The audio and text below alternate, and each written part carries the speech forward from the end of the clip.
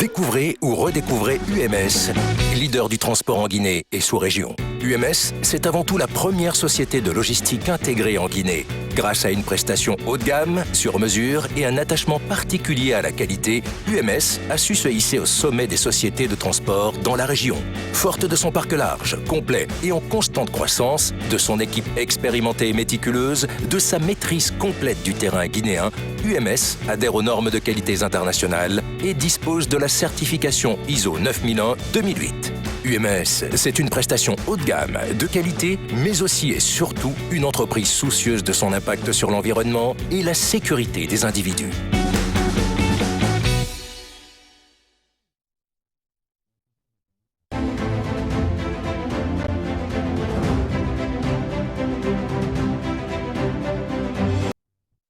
Suite de votre soirée électorale sur Espace TV, mesdames et messieurs, nous avons suivi Mamadi Troakaba, le porte-parole de la Commission électorale nationale indépendante. Jacques Lewaleno. Mamadi Troakaba, respectueux de la loi, en tout cas collé au texte de loi. Je suis bien d'accord avec lui pour l'avoir connu dans mes émissions. Le problème qui se pose ici, c'est fait deux faits. Il y a d'abord le respect de la loi, mais il y a surtout que cette loi est quand même insuffisante. Je veux expliquer terre à terre. On dit dans la loi, c'est à partir de la réception du dernier procès verbal que la CENI peut commencer à donner, n'est-ce pas, les résultats provisoires. Donc, il n'y a pas de délai qui indique à quel moment le dernier procès verbal est censé entrer, n'est-ce pas, à la CENI. Ça peut donc prendre un mois, ça peut prendre une semaine, ce qui, n'est-ce pas, joue un peu sur l'attente de la population, donc sur l'attente des candidats compétiteurs à cette élection. Vous vous rappelez, en 2018, lorsque Feu Kébé nous a sorti l'histoire selon laquelle la commune urbaine de Matoto comportait des îles, donc il y avait des difficultés à transporter, n'est-ce pas, les procès-verbaux pour venir au niveau de la CECI. Je pense quand même qu'à ce jour, on ne devrait plus avoir un seul procès verbal d'un seul bureau de vote absent. Parce que si c'est absent, on doit savoir qu'est-ce que ce président du bureau de vote est en train de faire avec ce procès verbal. C'est anormal. C'est quand même, ça remet à la suspicion dans ce processus électoral. D'ailleurs, le gouvernement vient de faire un communiqué, donc daté du 19 octobre 2020. Le gouvernement qui se félicite du calme général dans lequel les Guinéens se sont rendus aux urnes dimanche 18 octobre pour accomplir leur devoir civique, quelques heures seulement après le déroulement du vote, alors que les opérations de compilation et de centralisation des votes sont encore en cours et que même des procès-verbaux de vote des zones à accès difficile ne sont pas encore arrivés à la commission administrative de centralisation des votes, CACV, correspondante. Le gouvernement regrette profondément la déclaration du candidat de l'UFDG proclamant une prétendue victoire au scrutin présidentiel du 18 octobre 2020. Le gouvernement dénonce avec la plus grande fermeté un acte irresponsable, antidémocratique, anti-républicain qui sape les rôles dévolus aux institutions de la République dans le processus électoral et dont le seul but est de semer la confusion, de manipuler l'opinion publique et d'attenter sérieusement à la paix sociale, en agissant ainsi en violation flagrante des règles qui encadrent le processus électoral guinéen, et ce, malgré les mises en garde de la communauté internationale. Le candidat de l'UFDG espère ainsi provoquer une situation de chaos généralisé aux conséquences dangereuses et imprévisibles.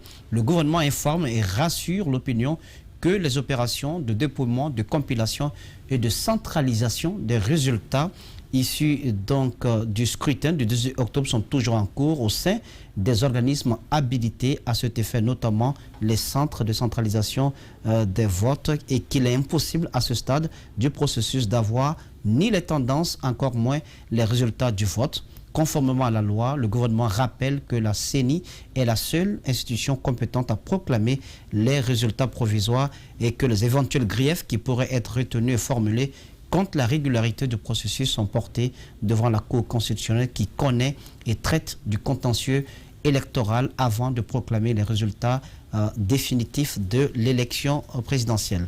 Le gouvernement, donc, vous savez, c'est un communiqué qui est assez long. Le gouvernement qui se réserve le droit d'engager des poursuites judiciaires contre l'auteur de la déclaration d'autoproclamation, le candidat de l'UFDG, pour lui faire répondre de son acte devant la loi. Le gouvernement appelle l'ensemble des candidats, les partis politiques et les coalitions de partis politiques en lice, ainsi que les médias à la plus grande responsabilité. Invite toutes les institutions de la République, notamment la haute autorité de la communication, à jouer pleinement leur rôle. Le gouvernement rassure les populations que sans interférer ni se départir de sa neutralité dans le processus électoral, il assurera dans les conditions et formes prescrites par la loi sa fonction régalienne de préservation et de maintien de l'ordre public. Donc c'est un communiqué qui nous a été transmis par la cellule de communication du gouvernement guinéen.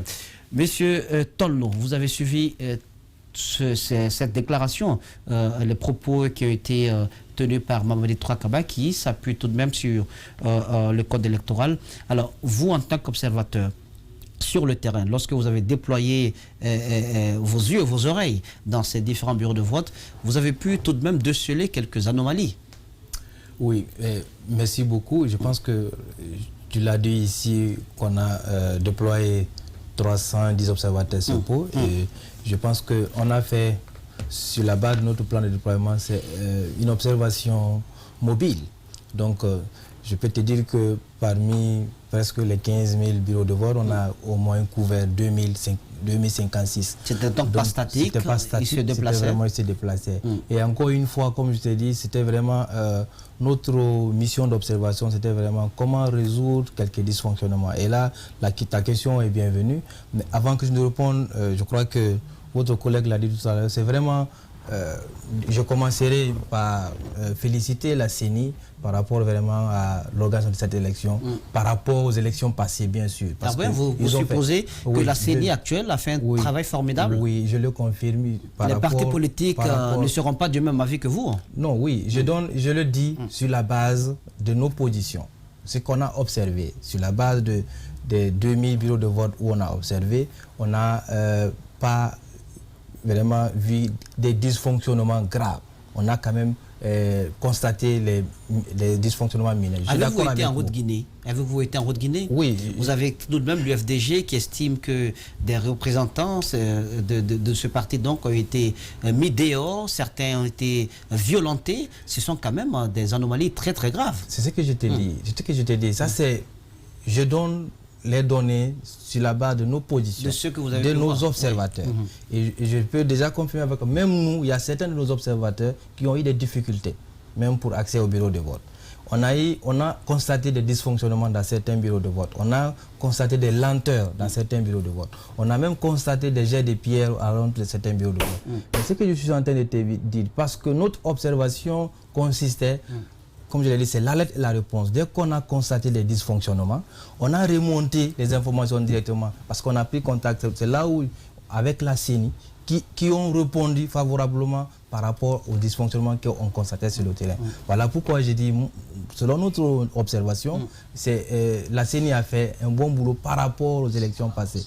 Parce qu'ils étaient à notre disposition. Dès qu'on constate des situations où il y a qui peuvent vraiment amener des difficultés, des problèmes, ils accédaient donc vote, ils accédaient à vos remarques. Ils trouvaient une solution. Par exemple, on a constaté au niveau de Conakry un bureau de vote qui n'avait pas ouvert jusqu'à 9 h. Donc on a interagi avec la CENI qui ont pris des dispositions et je vous confie que ce bureau de vote a commencé le vote à 9 h 10 minutes. Ça c'est grâce vraiment à notre intervention. Et c'était ça la mission, notre mission d'observation. Je te dis, parce que ce n'était pas une mission où on devait se prononcer sur les résultats ou bien quoi, parce que comme tu le sais déjà, sur les 15 000, on n'a pu couvrir que 2000 et quelques. Merci. Merci, Jiba Milmo, nous sommes malheureusement pris par le temps. Et Monsieur Tolno, François Fadoua, coordinateur du réseau ouest-africain pour l'édification de la paix. Merci d'avoir donc répondu à notre invitation. La soirée électorale se poursuit, mais avant, je vous convie à suivre cet élément signé Alexis Collier, Albert Grovogui, depuis Zérekoré, dans le sud du pays, là-bas. C'était un tout petit peu la psychose au lendemain donc du vote du 18 octobre 2020.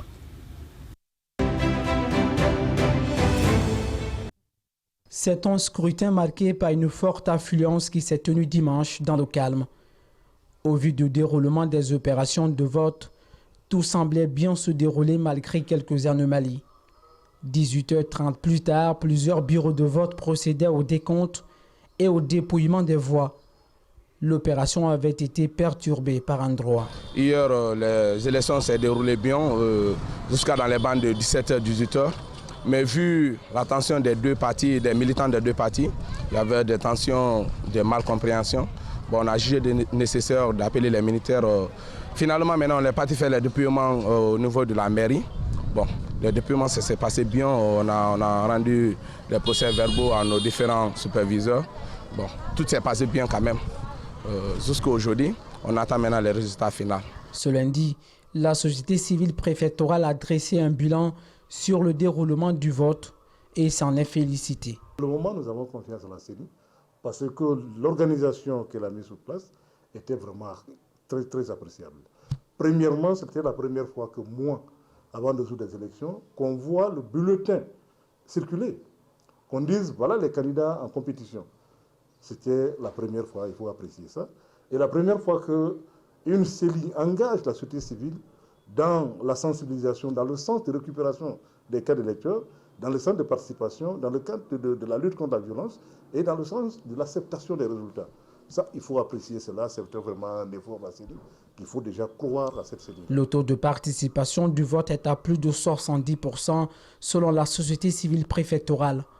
Selon elle, ce chiffre est de nature à donner une élection crédible et à livrer des résultats acceptables. Alors que les Guinéens attendent la publication officielle des résultats, la psychose s'empare des citoyens. La ville est restée paralysée ce lundi. La plupart des commerces et autres activités ont tourné au ralenti. La plupart des gens ont peur, compte tenu de ce qui s'est passé dans le temps. Le plus souvent, les scrutins sont émaillés des problèmes de grève, de manifestations. Les gens ont perdu la vie par rapport à ça. Et cela a fait que même nous, nos parents ont eu peur, ils sont allés au village. Ici, aujourd'hui, pour avoir le quotidien, c'est des problèmes parce que la ville est paralysée. Les gens ont du mal à trouver le quotidien. Les petits commerces, le secteur informel, que les gens se débrouillent là-dedans, c'est fermé. Donc cela crée beaucoup de problèmes, précisément à la population de Zérékoré. Tu vois, là, c'est malheureux. Comme ça, là, les jeunes ne sont pas là. Ils ont fui. Parce que des fois, tu peux quitter Auchan. Innocent que tu es, on te prend. Tu as des problèmes. Et ça devient des problèmes dans la famille. Voilà pourquoi aujourd'hui, la ville est calme. Le marché, il n'y a rien. Je suis venu payer les produits, mais je n'ai rien trouvé. Maintenant, si un cas de malade se présente, à l'hôpital, tous les produits ne sont pas au complet. Qu'allons-nous faire? Voilà la question que nous nous posons. Face à ce climat d'inquiétude, le gouverneur de région a rassuré la population sur les dispositifs sécuritaires et a appelé à la sérénité. Dans tous les domaines, à commencer par la paix, parce que c'est dans la paix qu'on peut tout faire. Aujourd'hui, Zérékoré a changé d'étiquette. C'est la paix. Zérékoré vit le Guinéen, c'est le Guinéen tout court.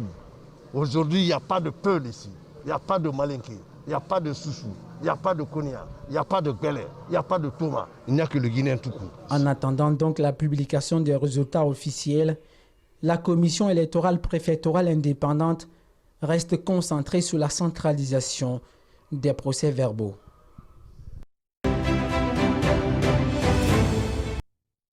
Là, c'était donc à l'instant même ce grand format signé Alexis Collier, notre correspondant régional du côté de Zérékoré, dans le sud du pays. Alexis Collier, donc, qui a promené sa caméra, vous l'avez constaté, il y a quand même de la psychose en Zérékoré.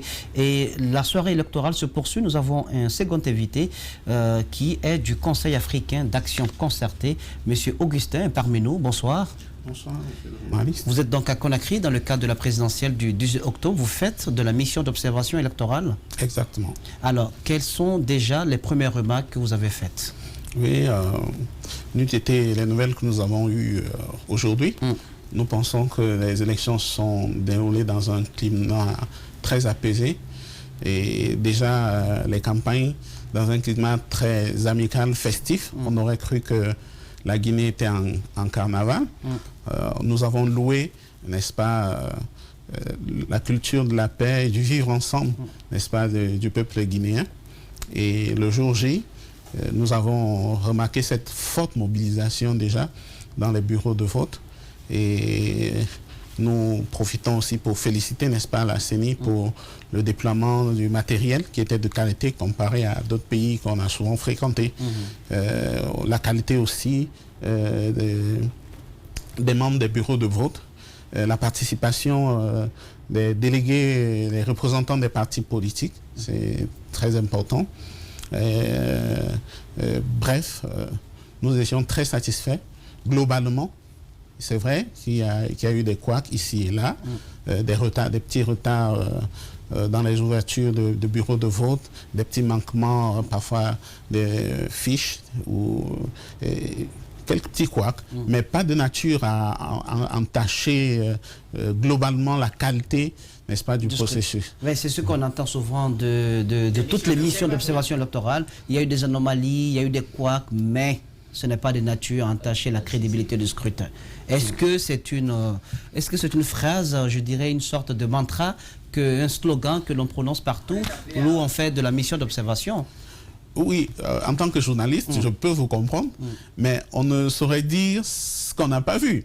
Si c'est tel, on dira que c'est comme ça, bien entendu. D'accord. Moi, j'ai une question quand même. Cette élection, si nous regardons un peu l'histoire, et jusqu'à maintenant, quand même, on comprend aisément que l'enjeu est de taille dans ce scrutin, d'où le rôle d'abord fondamental et nodal que ces missions vont jouer en Guinée, parce que non seulement un rapport venant de vous pourrait légitimer soit le processus ou peut-être entacher la crédibilité un tout petit peu, même si bon, ça n'a pas aussi un autre impact. Mais est-ce que vous avez pu quand même vous déployer dans des régions, on a vu par exemple en Haute-Guinée, où les partis politiques disaient on a des craintes pour envoyer nos délégués, mais aussi en Moyenne-Guinée où quand même il y a eu des soubresauts à un moment donné. Est-ce que vous avez pu quand même envoyer des délégués, des observateurs, pardon, dans ces zones et des informations qui ont été remontées? Vous aviez combien d'envoyés sur place? Nous avions 30 envoyés sur place.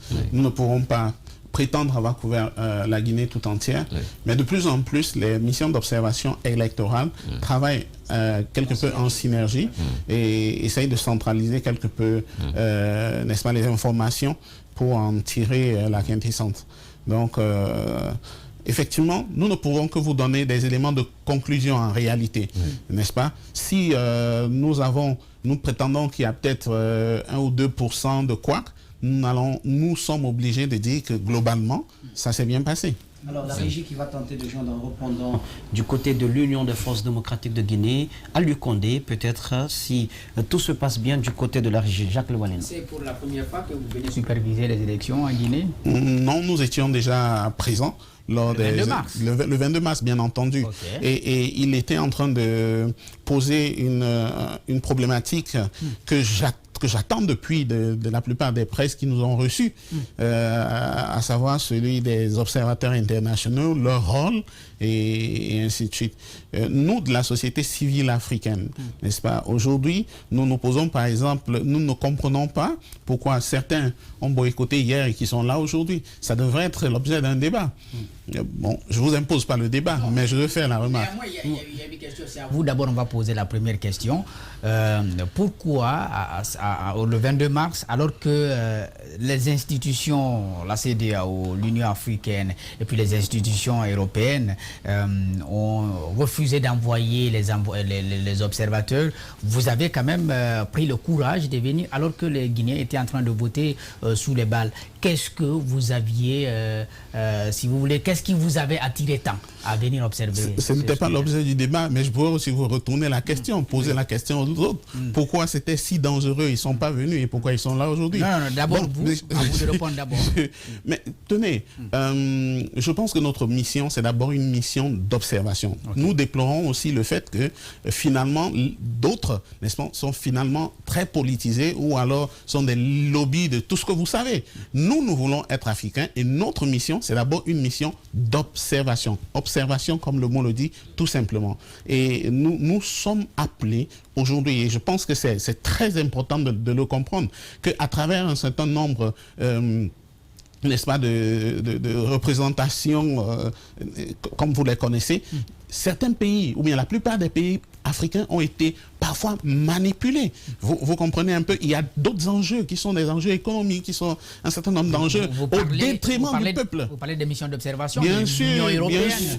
Bon, sans dire les noms. Dans une posture, dans une démarche panafricaine. Bien entendu. Avant vous, nous avons reçu une autre mission d'observation. Vous êtes un tout petit peu opposé aux missions d'observation de l'Occident, parce que peut-être l'invité qui était là avant vous disait que, par exemple, il n'a jamais entendu la France inviter invité des missions d'observation africaines à venir superviser leur élection. Donc vous trouvez qu'il y a du deux poids deux mesures, une sorte de complexe? Oui, mais en fait, il faut qu'on se reproche déjà à nous-mêmes. Combien de missions africaines ont souvent demandé des accréditations auprès des instances européennes?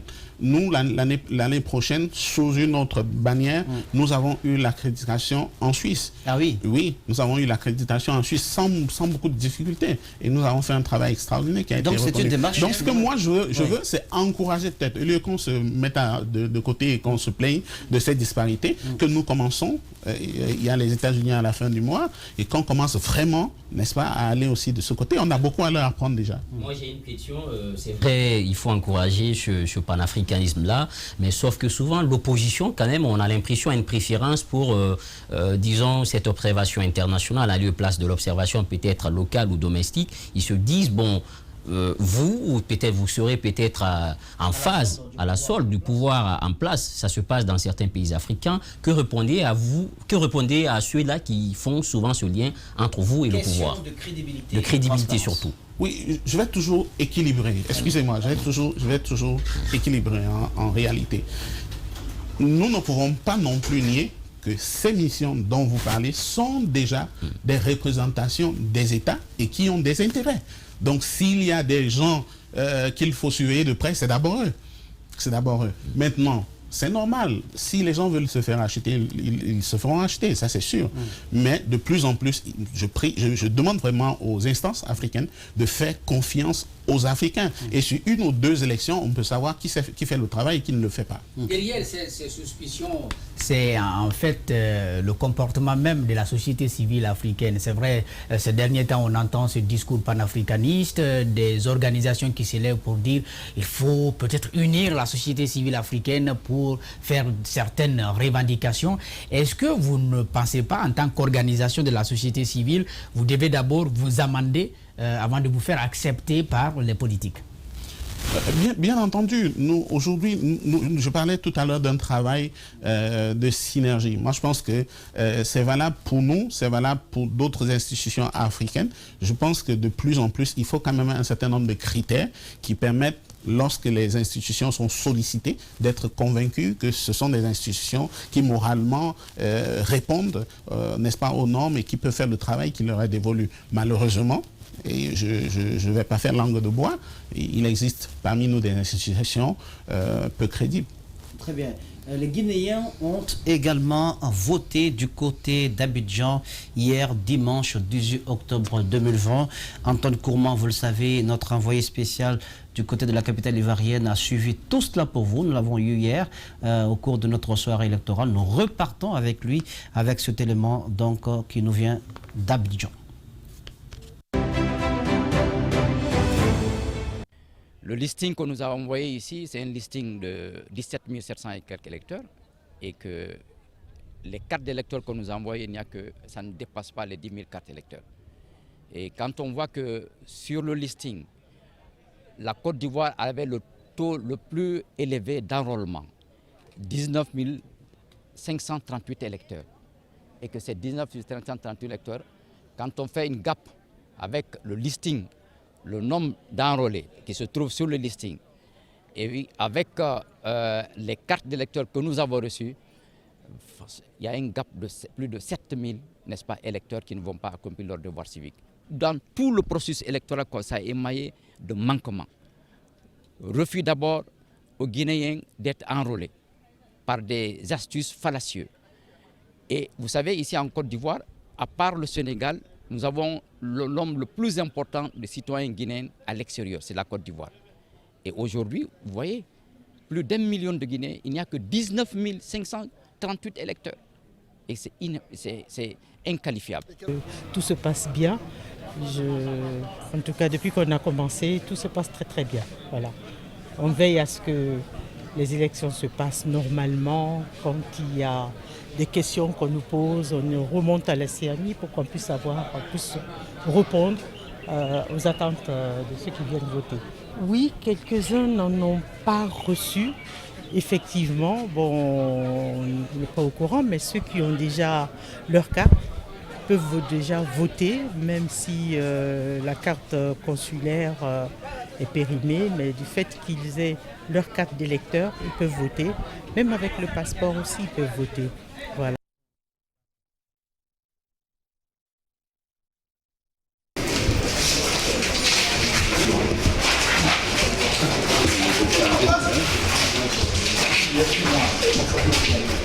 Oui, le président. Oui. C'est bon. Non, évidemment, quand il y a vote, il y a toujours des appels. On nous a quelquefois appelés pour nous dire nous demander est-ce qu'on pouvait voter en ayant seulement son nom sur le listing. Nous leur avons dit non, que le vote n'est effectif que si vous détenez votre carte d'électeur en bonne et due forme et à jour. Le secrétaire fédéral du RPG a son épouse qui est aujourd'hui absente des lieux de vote par manque de carte. C'est dire que ce phénomène a affecté pratiquement et l'UFDG et le RPG. C'est normal, il y a toujours des revendications, il y en aura toujours. Mais j'ai confiance aux institutions de mon pays, j'ai confiance en la CENI. Je ne crois pas que c'est de manière délibérée, évidemment, qu'ils agissent de cette manière.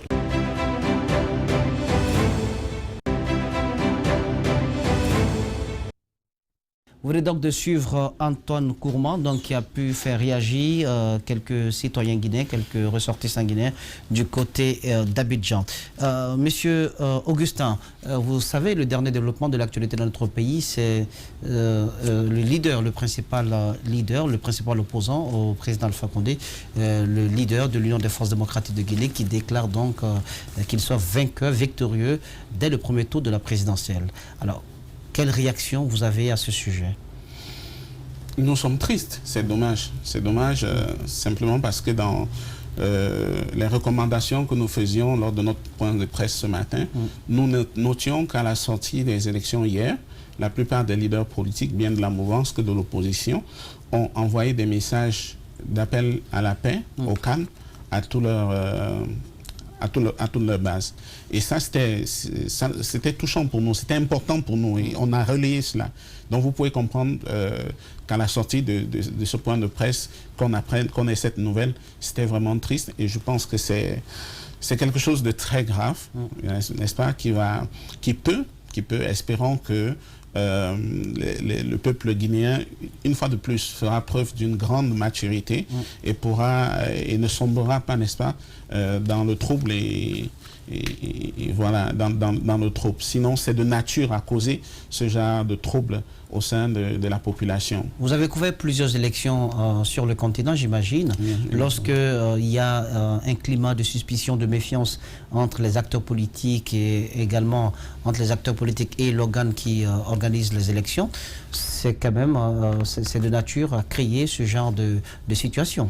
Bien entendu, nous l'avons eu en 2018 au Cameroun, vous le savez bien, avec le procès Maurice Kamto qui, au sorti des élections, s'est autoproclamé. Et nous savons ce qui s'est passé derrière aussi. Nous pensons que je ne veux pas prêter les intentions au gouvernement guinéen. Bombay, c'était de nature à déstabiliser le pays pendant plusieurs jours. Il a fallu, n'est-ce pas, dans le cadre du Cameroun, une intervention musclée, n'est-ce pas, de l'armée et de la police pour pouvoir surseoir un temps soit peu. Heureusement que ça a été maîtrisé. Et voilà. Oui.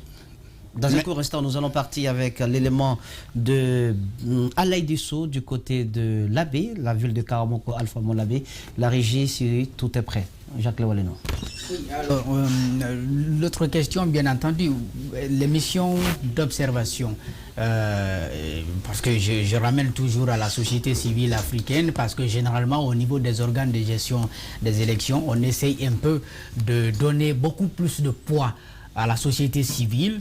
Mais malheureusement, que ce soit chez vous au Cameroun, j'imagine, et puis ici en Guinée, en tout cas dans la plupart des pays où il y a des commissions électorales, il y a toujours ce climat de suspicion qui continue d'exister. Est-ce que vous comprenez cet état de fait, le fait que la société civile n'arrive pas à crédibiliser les institutions politiques?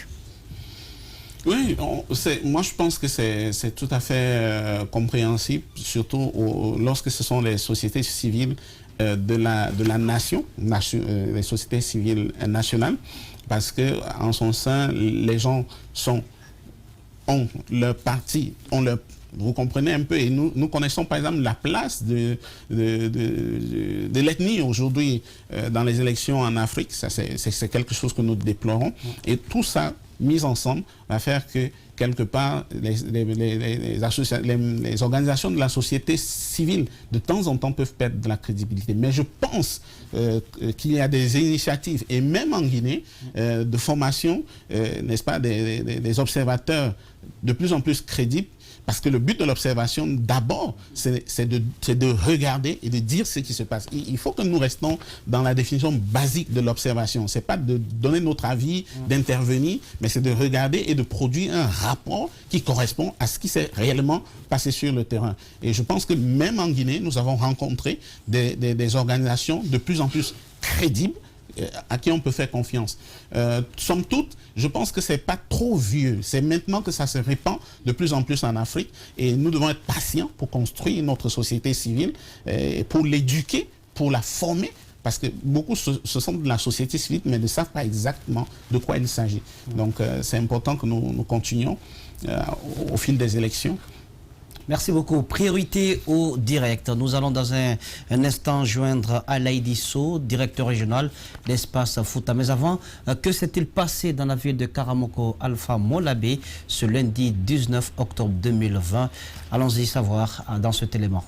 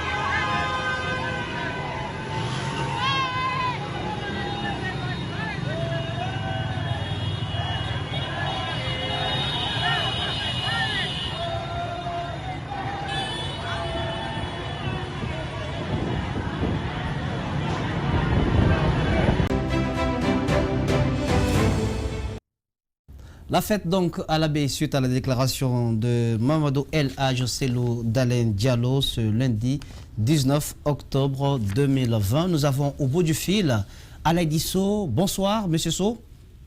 Bonsoir, monsieur Silla. Alors, Alaïdi? Oui, bonsoir Moïse, je vous reçois très bien. Alors, quelle est la situation du côté de l'abbé? Nous avons suivi dans cet élément que vous nous avez fait parvenir une liesse populaire dans les rues de l'abbaye. Voilà, justement, comme vous l'avez suivi, monsieur Moussa Moïse, juste après la conférence de presse de El Hadj Cellou Dalein Diallo, les citoyens de la commune urbaine de l'Abbé ont commencé à sortir dans les rues de la commune, donc aux environs de 15h30 minutes. C'est des marées humaines qui se sont formées pratiquement dans la quasi-totalité des 28 quartiers, sans oublier les 13 sous-préfectures et les 4 autres préfectures de la région de l'Abbé qui étaient également en mouvement, avec le même objectif, manifester leur joie comme vous l'avez suivi, suite à l'annonce de leur leader qui s'est autoproclamé vainqueur dès le premier tour de la présidentielle. Donc la foule a d'abord rallié le siège du UFDG, le siège local ici à l'Abbé, qui est situé au quartier Kouroula. Donc de là, la procession a pris la route menant au rond-point de l'hôpital régional pour ceux qui connaissent la ville de l'Abbé, puis le carrefour Tenkiso, ensuite le rond-point de la résidence du gouverneur, le carrefour Cheikh Baldé, marché Dakar, carrefour Bilali, ainsi de suite jusqu'au stade régional, puis le rond-point Tenkiso qui fut le point de ralliement des manifestants. Donc c'est une marée humaine qui s'est retrouvée à ce niveau, comme vous l'avez constaté, où l'ambiance continuait jusqu'aux environs de 20h, tenez-vous bien. On apercevait entre autres les responsables locaux de l'UFDG l'Abbé, je peux citer le fédéral, l'honorable Fellou Baldé, entouré de jeunes adultes et même des vieux qui étaient de la partie. Donc il faut signaler Moussa Moïse. Aucun incident n'a été enregistré dans cette manifestation de joie. Les forces de l'ordre ont ignoré carrément le mouvement. Il n'y a eu aucune contre-manifestation également. Donc voilà l'ambiance qui régnait aujourd'hui ici dans la cité de Karamoko Alpha.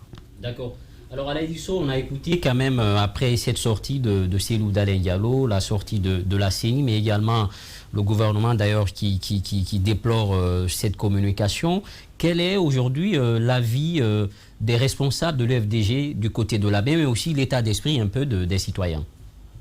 Donc tous les responsables locaux de l'UFDG restent convaincus que, en tout cas, l'UFDG a remporté cette élection dès le premier tour, comme l'a annoncé le leader de leur parti. Voilà pourquoi ils étaient tous de la partie. Ils sont sortis massivement, ils ont fait sortir leurs véhicules, tout ce qu'ils avaient pour manifester leur joie. Donc ils sont convaincus que c'est la victoire qui est là dès le premier tour, comme l'a annoncé Cellou Dalein Diallo. Néanmoins, sur place, dites-nous quel est le niveau d'évolution de la centralisation des PV. Est-ce que vous avez des informations que le travail quand même se poursuit tranquillement, les gens ne vont pas abandonner parce que c'est lui est déjà président? Effectivement, les travaux continuent du côté de la commission électorale préfectorale indépendante, la CEPI de l'Abbé.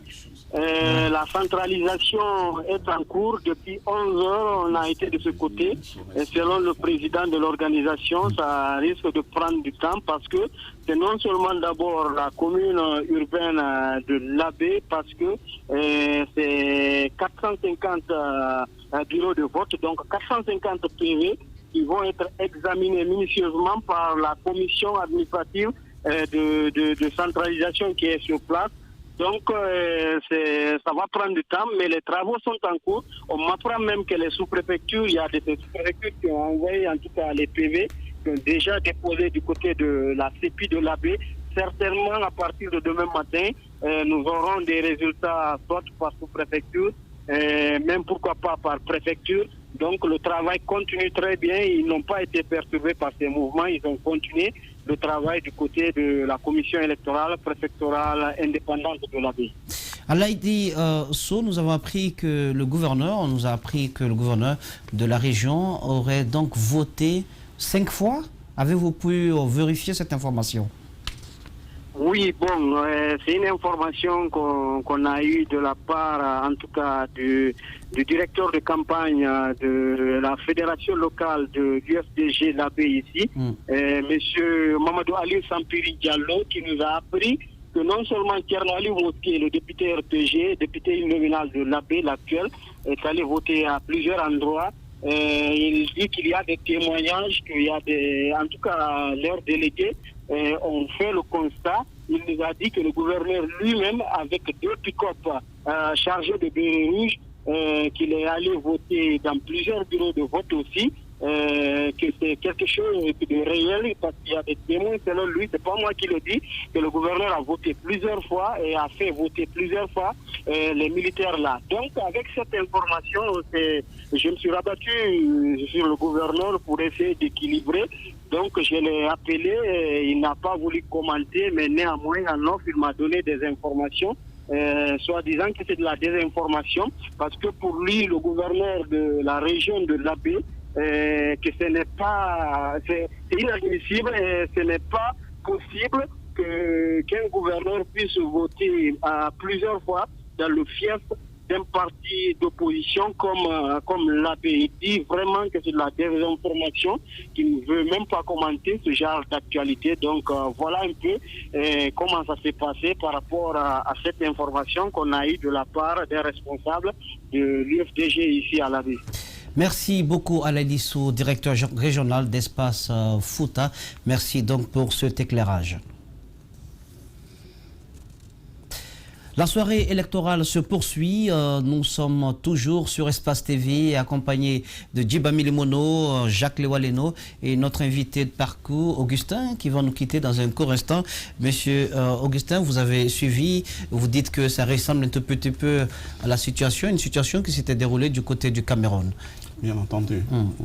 Merci donc d'être passé également. Nous allons poursuivre cette édition. La régie qui va tenter de joindre un autre correspondant d'Espace TV à l'intérieur du pays. Mais avant, nous allons partir avec cet élément de Kindia. Du côté de Kindia, les Guinéens ont également voté. Quelle est la situation qui prévalait? Et tout cela, c'est avec Moussa Camposomo.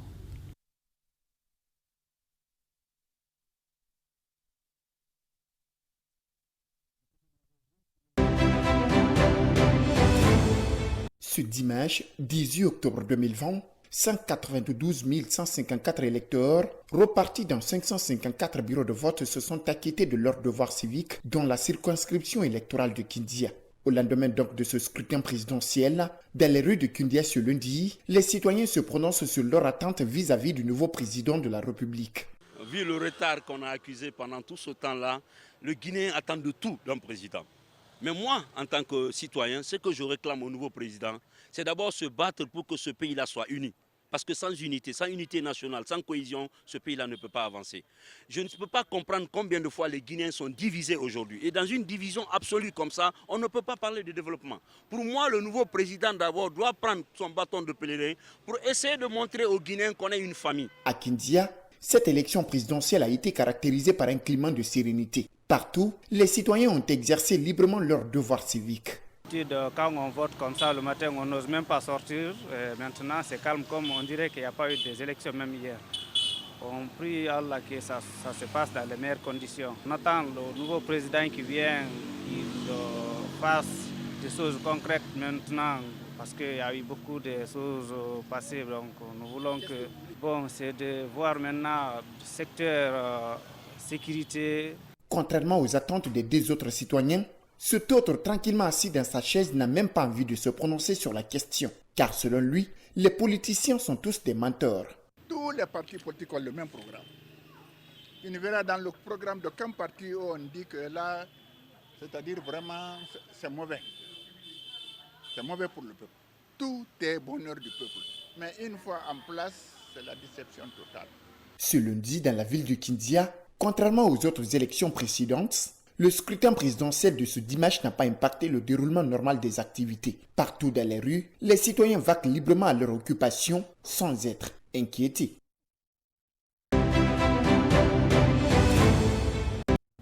Vous l'avez compris, c'était donc un élément signé Abouakar Sila, notre correspondant du côté de la ville de Kindia. Abouakar Sila d'ailleurs que nous avons en ligne. Bonsoir.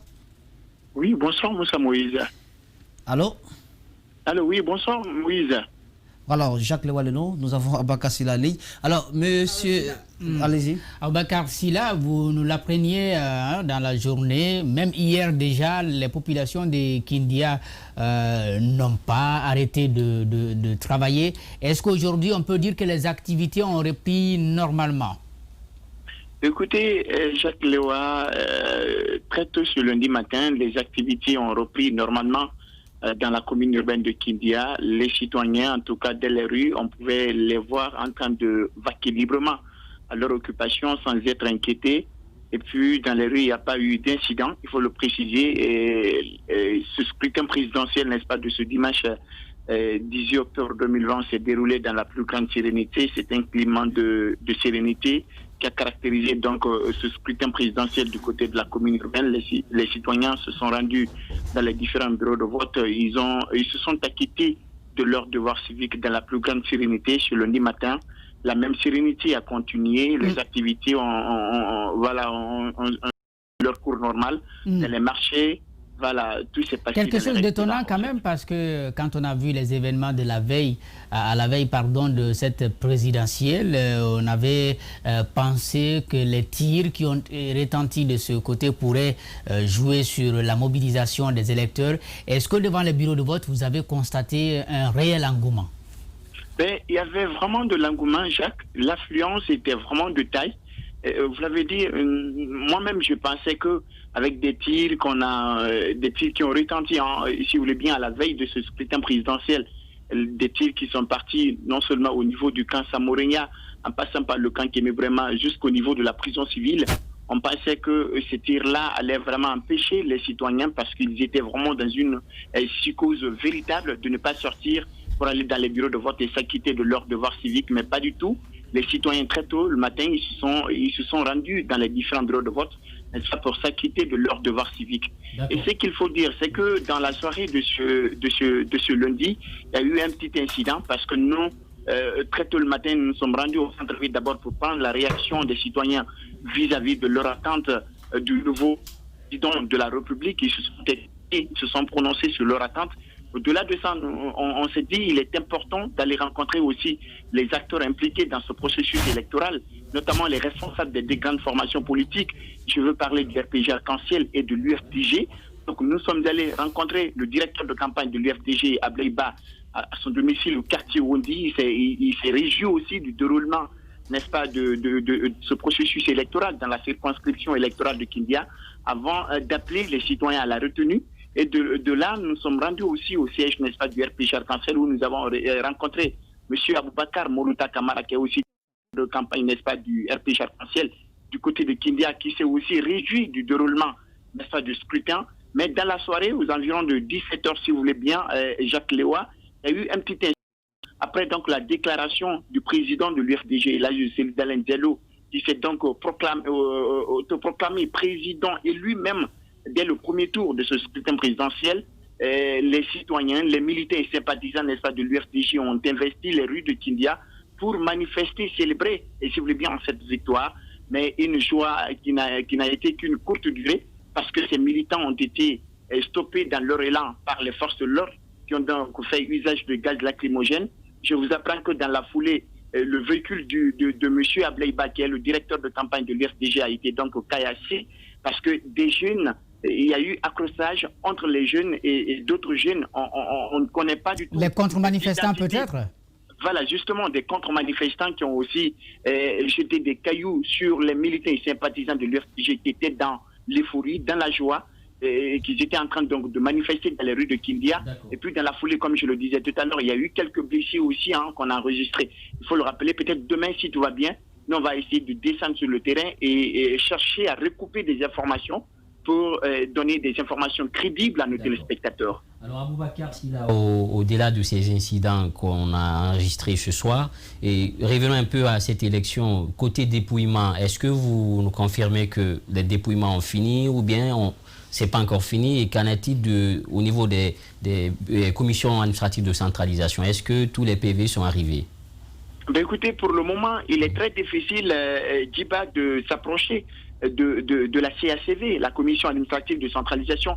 Il faut le rappeler, c'est le local, n'est-ce pas, l'hôtel de ville qui est transformé en CACV. Donc l'endroit est complètement, si vous voulez bien, sécurisé par les agents de l'UCL qui sont massivement mobilisés aux alentours même de la commune urbaine, parce que ce matin, nous, on s'est dit, il faut aller rencontrer, n'est-ce pas, voir comment ces opérations-là se déroulent, n'est-ce pas, au niveau de cette maison. Finalement, on n'a pas eu accès, on a tout fait, nous avons présenté nos badges, aux forces de l'ordre qui étaient donc postées à la déventure même de la commune urbaine. Mais finalement, et ces forces de l'ordre n'ont pas du tout accepté qu'on sorte de la partie pour qu'on puisse, n'est-ce pas, observer. Donc on s'est dit tranquillement, puisque on ne sait pas si elles sont réellement, ces forces de l'ordre, si elles sont en train de jouer leur rôle, mais on s'est dit ce n'est pas la peine, n'est-ce pas, de discuter. Il faut tout simplement repousser le chemin. Alors c'est ce qu'on a fait, parce que j'étais avec non seulement mon cadreur, plus le directeur régional, M. Moussa Kamposoma. Lui-même il m'a dit, Kevin, ça ne sert à rien vraiment d'insister parce qu'ils ne vont pas accepter. Donc le mieux serait de se retourner. Merci. Donc, du coup, nous on s'est retourné au niveau de la rédaction à la radio. Vous avez bien fait de vous retourner, Kevin, à Aboubacar Silla. Nous avons besoin encore de vous. Merci donc pour toutes ces précisions. Merci pour cet éclairage.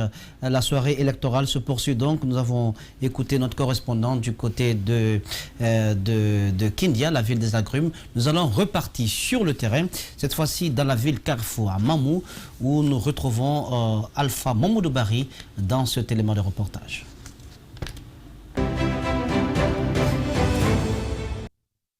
Ce lundi, lendemain de la présidentielle, les rues de Mamou ressemblaient à une journée ville morte. Le commerce fermé, le transport à l'arrêt, l'administration au service minimum, tel est le constat. Dans les cafés et autres lieux de rencontre, devant les boutiques ou sur les motos, les citoyens sont connectés à leur poste récepteur et écoutent à la radio les résultats provisoires sortis des bureaux de vote. Dans l'après-midi, ces militants de l'Union des forces démocratiques de Guinée prennent d'assaut les différentes rues de la ville Carrefour. Pour eux, il n'y a aucun doute, c'est leur leader, celui d'Alain Diallo, qui a remporté le scrutin du dimanche. Aujourd'hui, c'est la joie, c'est la gaieté, l'alternance est là. Et depuis 2010, El Hadji Cellou Dalein a toujours gagné en Guinée, mais pour la paix, pour la quiétude sociale, il a toujours accepté que son grand frère, Koro Alpha, passe devant. Maintenant, c'est l'alternance. Le peuple de Mamou est content, le peuple guinéen est content, toute la Guinée. Il faut voir les bureaux de vote. Il a gagné sur toute la ligne. Alors que la réception et centralisation des procès-verbaux sont en cours au siège de la préfecture, le responsable de la fédération UFDJ Mamou affirme que la tendance est plutôt en leur faveur. Comme vous constatez aujourd'hui, tout Mamou est dans la rue. Donc les tendances sont bonnes. À Mamou, l'UFDJ avoisine les 90%. Nous n'avons pas pour le moment fini toute la compilation, mais je vous informe déjà que pour la commune urbaine, l'UFDJ à 82,07%. Pour les 13 sous-préfectures de Mamou, nous avoisinons présentement les 90%. Faut-il rappeler qu'en République de Guinée, seule la Commission électorale nationale indépendante CENI, qui est habilitée à donner des résultats provisoires d'une élection et qui doit être validée par la Cour constitutionnelle.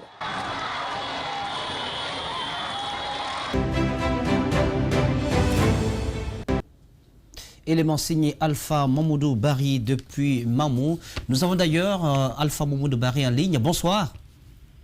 Bonsoir Moussa Moïse et bonsoir à tous. Jacques Lewalinon pour la première question. Alors, on va peut-être commencer par l'actualité. Les images, vous nous les avez présentées tout à l'heure. Est-ce que c'est la même effervescence à l'annonce de Cellou Dalein Diallo qui s'est autoproclamé cet après-midi? Alors Jacques, il faut que je vous dise d'abord qu'en plus du fait que le scrutin du dimanche s'est déroulé dans de bonnes conditions, il faut dire qu'aujourd'hui, lendemain de vote, deux enseignements sont à tirer. D'abord, le premier, c'est que la ville, comme j'ai eu à le dire dans cet élément de reportage qui vient de passer, la ville de Mamou était complètement morte toute la matinée de ce lundi.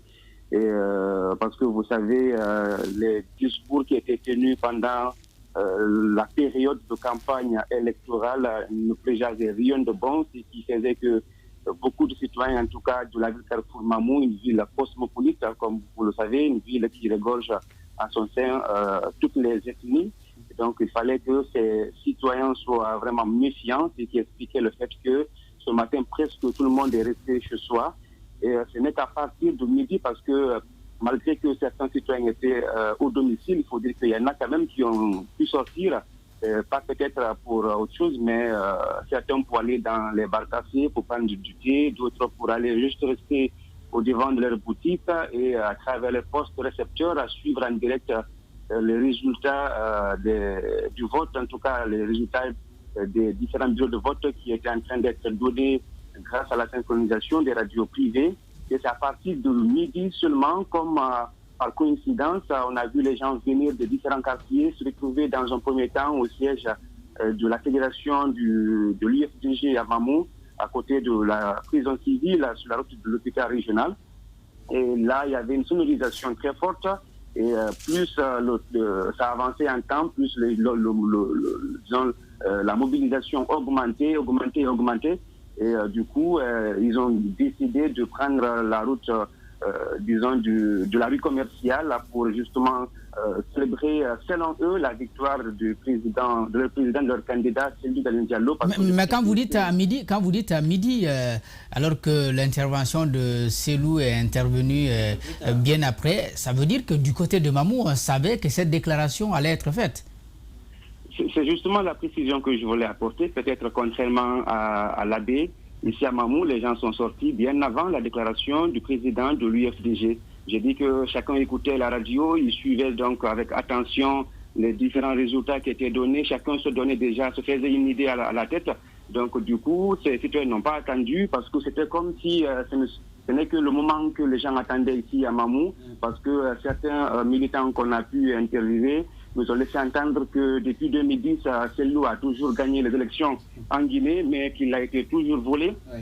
Et donc, n'attendaient que ça pour sortir aujourd'hui, pour en tout cas manifester leur joie, parce que selon eux, c'est clair et c'est précis. Cellou Dalein Diallo a remporté largement le scrutin du dimanche dernier. Donc, ce qui expliquait vraiment cette joie aujourd'hui à Mamou, parce que jusqu'à 20h, au moment où je quittais la ville, il y avait encore l'ambiance en ville, il y avait l'engouement parce qu'on a même noté la présence dans la foule de l'ancienne députée nominale de Mamou, Dissira Traoré, qui était là, mais malheureusement qui a dû laisser ses partisans parce qu'il y a eu un accident au cours justement de cette manifestation de joie et qui allait accompagner justement le malade à l'hôpital régional.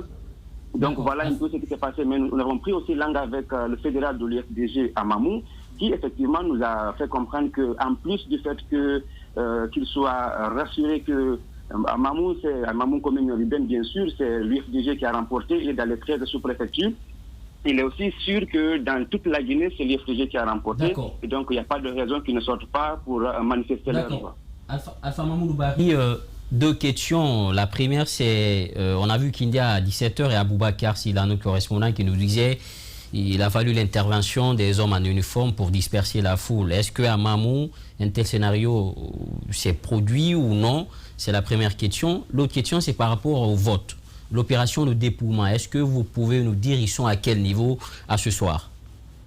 Alors, Diba, par rapport à la première question, il faut dire que c'est le seul cas positif qu'on peut notifier parce que laissez-moi d'abord vous dire qu'aussitôt informés, les services de sécurité se sont mis en branle pour venir d'abord sécuriser le siège de la préfecture parce que c'est le siège aussi de la CACV.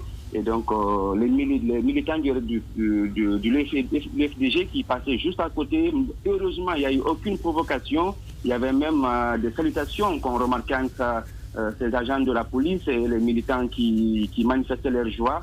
Et de l'autre côté aussi, l'autre fait qui était craigné à Mamou, c'est la réplique, si vous voulez, des autres militants, les militants notamment du parti au pouvoir, mais cela n'a pas été aussi enregistré parce qu'on est d'ailleurs parti jusqu'à voir même le premier responsable du parti au pouvoir ici à Mamou, mais il nous a fait comprendre que pour le moment, il ne peut rien nous dire, qu'il attendait justement les résultats donnés par la CENI. Donc c'est le cas positif, le seul point positif qu'on peut tirer. Il n'y a pas eu d'affrontement, il n'y a pas eu d'incident majeur, sauf peut-être l'accident que je viens de signaler tantôt.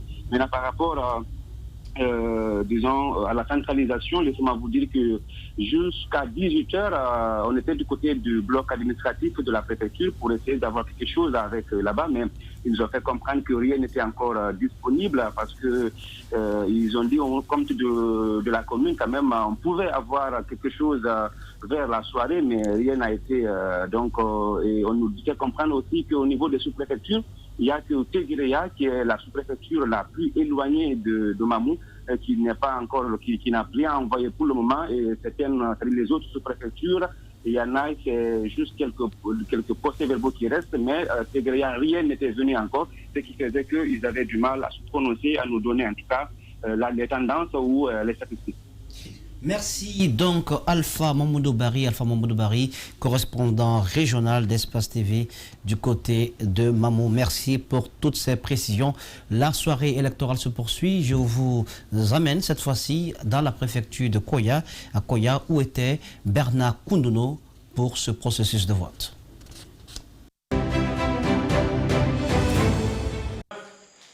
Après une journée électorale, place à la centralisation des différents procès-verbaux dans la commune urbaine de Koya.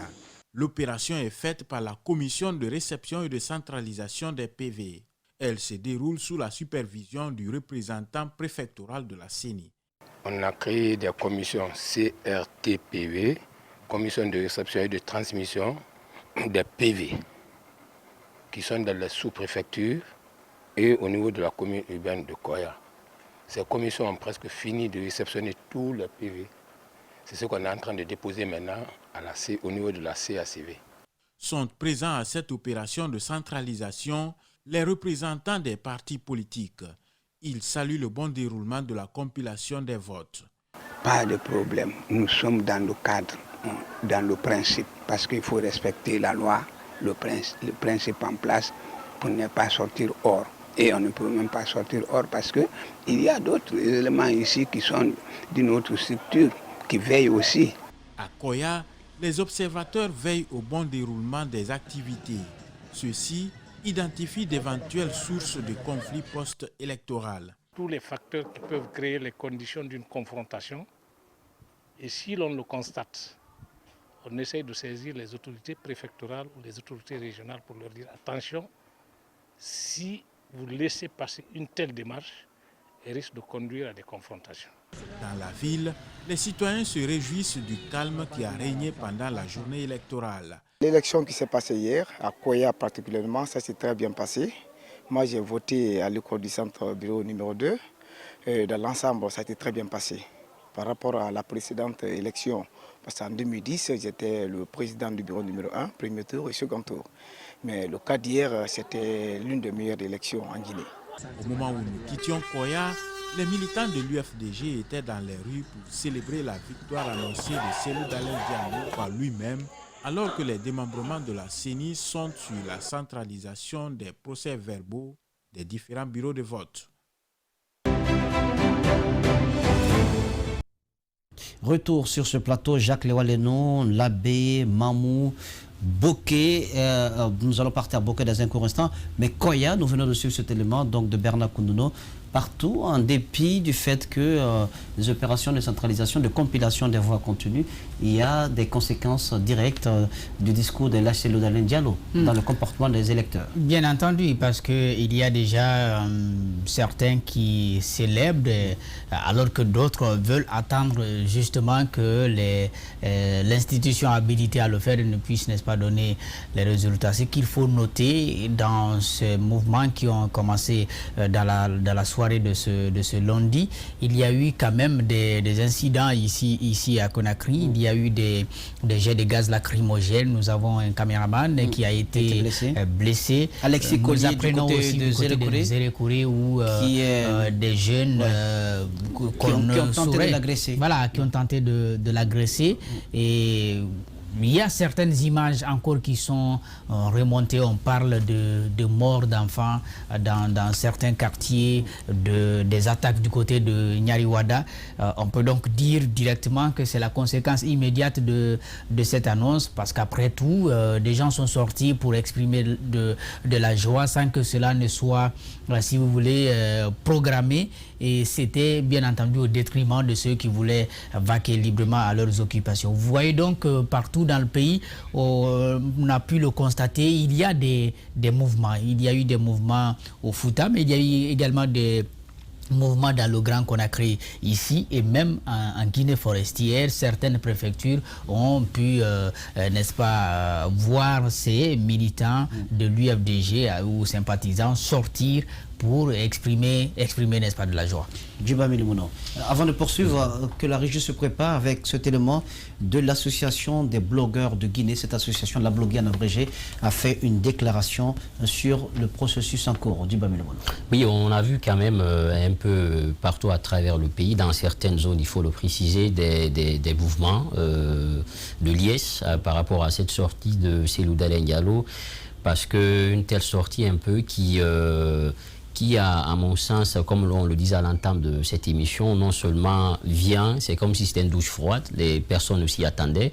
C'est vrai que tout au long de la campagne, on avait dit qu'on avait quand même découvert un autre Cellou Dalein Diallo qui était différent de celui qu'on a connu en 2010, en 2015, non seulement à travers ses stratégies de communication mises en place par sa structure, mais également lui-même sa façon d'aborder, d'aller en contact avec la foule. Mais aujourd'hui, avec une telle sortie, que beaucoup d'ailleurs sont en train de condamner, le gouvernement, la commission qui organise, l'OGE qui organise les élections en Guinée, et surtout, il faut rappeler que nous apprenons du côté de l'Axe, un jeune aurait trouvé la mort par rapport à un peu à confirmer bien entendu, voilà, parce qu'il faut prendre tout cela avec des pincettes en attendant que nous ayons des informations du côté des sources hospitalières. Mais l'un dans l'autre, ce qu'il faut quand même dire, c'est qu'aujourd'hui on parle de l'élection. Je pense qu'il y aura un vainqueur et un vaincu. Mais ce qui est important, au finish, comme on le dit traditionnellement chez nous, c'est le peuple de Guinée qui doit sortir vainqueur de cette élection. Parce qu'après l'élection, la Guinée va continuer quand même à garder,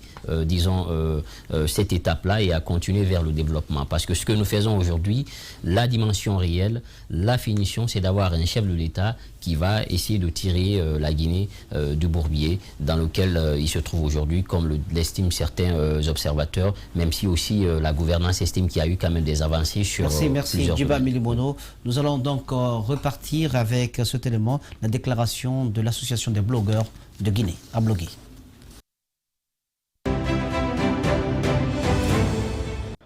L'association des blogueurs de Guinée, à travers son centre de veille électorale, a formé et déployé environ 200 e-observateurs sur toute l'étendue du territoire national. À la suite des 2 dernières déclarations, celle-ci s'articule autour des principaux points observés tout au long de la journée électorale du 18 octobre 2020. L'évaluation des procédures de déroulement du scrutin par nos e-observateurs, 582 bureaux de vote, soit 66% ont eu la mention bonne, 240 bureaux de vote, soit 27% ont eu la mention excellente, 55 bureaux de vote ont eu la mention moyenne, soit 6%, et un bureau de vote a eu la mention mauvaise. Toutefois, au cours du déroulement du scrutin, nos e-observateurs ont relevé 36 irrégularités et 21 incidents. Après analyse des données recueillies, le constat révèle que la journée électorale s'est déroulée globalement dans un climat de paix sans incident majeur. La journée électorale s'est déroulée globalement dans un climat apaisé et sans incident majeur. Cela est constatable à travers les données rapportées par nos e-observateurs. Toutefois, il convient de faire mention de quelques irrégularités qui ont été constatées par endroits. Il s'agit notamment... À l'occasion de l'ouverture des bureaux de vote, nous avons constaté quelques manquements en termes de matériel électoral par endroit, fiches d'émargement, isoloirs, urnes transparentes, encre indélébile, bulletins de vote scellés, etc. On note cependant l'absence totale de délégués de l'ensemble des partis politiques en lice dans 18 bureaux de vote. Le Centre citoyen de veille électorale a mis l'occasion à profit pour remercier ses partenaires avant de féliciter l'ensemble des e-observateurs pour le déroulement pacifique de ces journées. Un élément donc signé Antoinette, la déclaration de l'association des blogueurs de Guinée. Nous allons repartir sur le terrain, cette fois-ci dans le Kakandé, à Boké, pour suivre les opérations de dépouillement. C'est avec Fode Oumar Kamara, Salifouli Fossissé.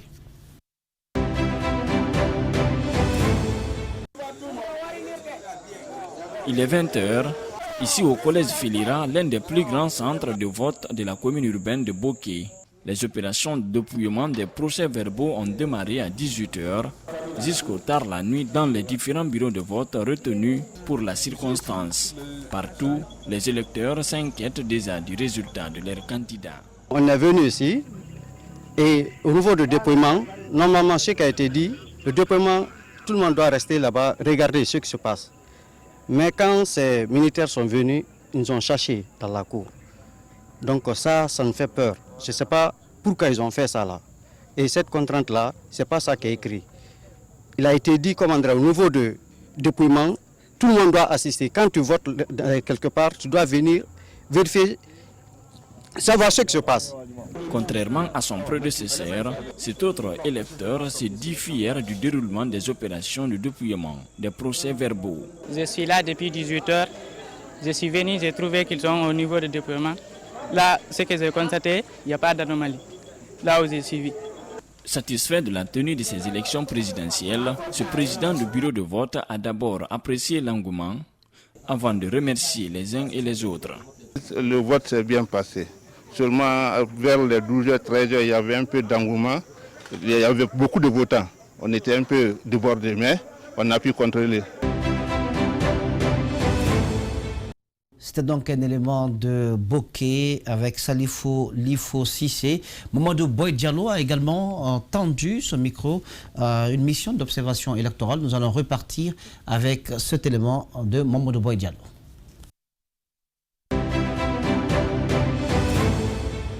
Nous sommes lundi 19 octobre, lendemain de la présidentielle en Guinée, où 12 candidats ont pris part. C'est le moment pour les missions d'observation électorale de livrer leurs premières conclusions sur le processus de déroulement du vote. Il faut dire que de part et d'autre, beaucoup notent avec satisfaction le déroulement du scrutin dans un climat apaisé et sans violence. Mais à côté, il y a eu des anomalies, des dysfonctionnements qui ont été enregistrés ça et là. Voici à propos la déclaration de la COSEG à son quartier général par rapport aux conclusions tirées lors de ce vote. La COSEG a constaté que 98% des bureaux de vote observés lors du dépouillement étaient couverts par au moins un représentant des candidates et candidats. Dans 91% des bureaux de vote observés, les représentants des candidats n'ont pas contesté les résultats officiels. Dans 75% des bureaux de vote observés par la COSEG, les représentants des candidats ont reçu des copies du procès verbal de dépouillement. Ces incidents se répartissent comme suit. 3 bureaux de vote dans lesquels les autorités ont voté ou fait voter des personnes sans respecter les prescriptions légales telles que tremper le doigt dans l'encre indélébile ou présenter un titre de vote, par exemple carte d'électeur ou procuration, intervenir en faveur d'un citoyen non autorisé à voter. Il s'agit des bureaux de vote de Damaro Centre à Kerouané, de Linsansara dans l'Ilouma et de Douné dans Mamou. 2 bureaux de vote, à savoir école primaire Nye dans Zérékouré et Saint-Ali dans Pita, dans lesquels les forces de l'ordre armées ont intervenu pour exiger le vote de citoyens non autorisés. À la CENI, mettre à la disposition de chaque délégué ou représentant des candidats les procès-verbaux des bureaux de vote à la fin du dépouillement afin d'éviter une entrave à la transparence et à la crédibilité du processus. Le cas échéant, recourir à la Cour constitutionnelle afin de prescrire toute disposition utile à cet effet. Voilà donc ces réactions qui s'enchaînent des missions d'observation électorale. Nous allons partir avec cette autre réaction. C'est avec un élément de Zénab Bangoura.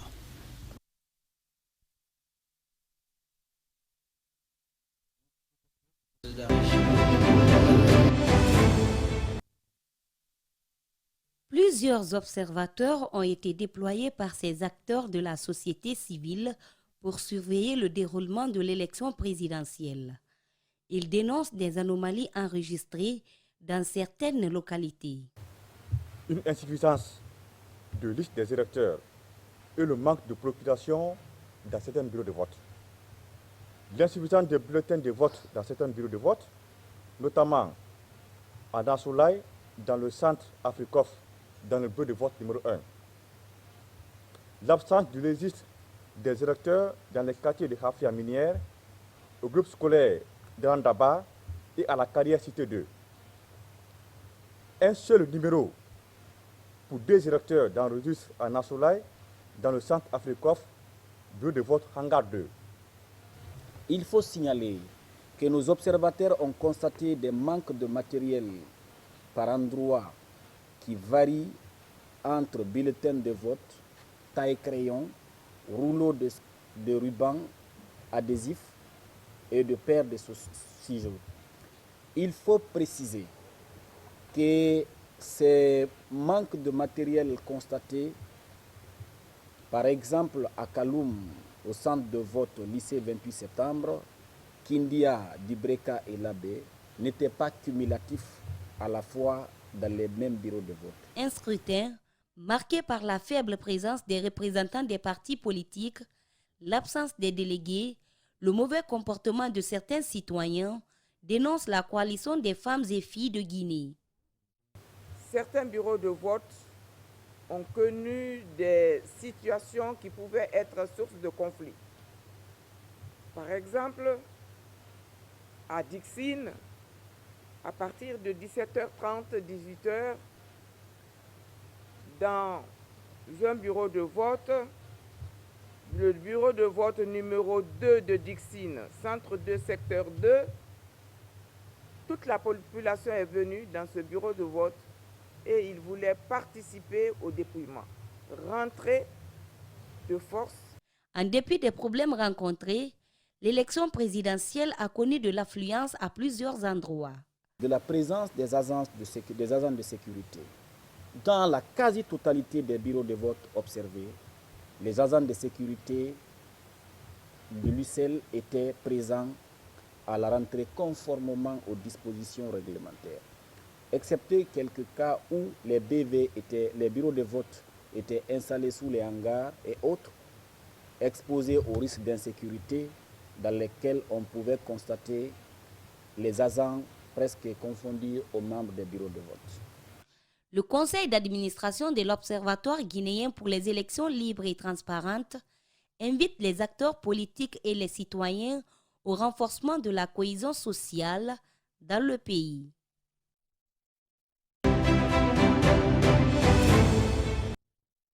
Vous l'avez compris, Zainab Bangoura, il n'y a pas que des missions d'observation électorale étrangères, il y a également des missions d'observation électorale sur le plan national. Nous allons observer une courte pause avant donc la fin de cette soirée électorale.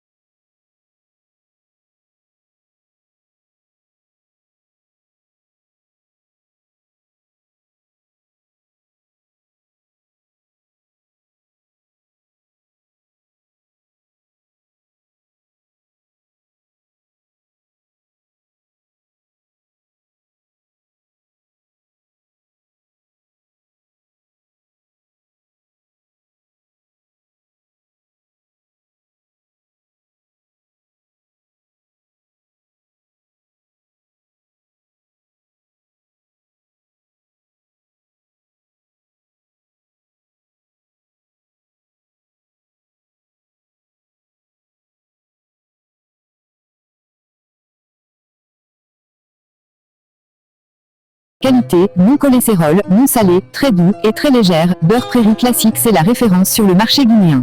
Voici pour moi le plus beau chantier du monde, la Guinée.